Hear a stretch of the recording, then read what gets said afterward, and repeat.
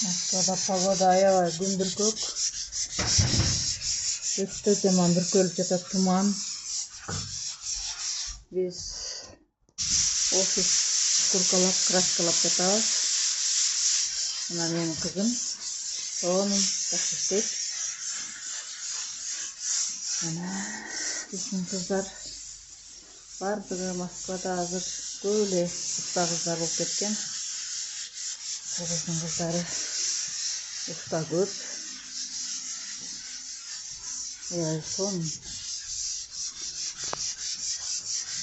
офис, кичинекей эле офис кылып жатабыз. Бүгүн буюрса, Аллахтын буйруса шкуркасын бүтүп краскалайбыз. Ана. Шкурканы жакшы кылтасыңбы? Молодец. İşte işin olmadı. Allah'ım koldasın özü.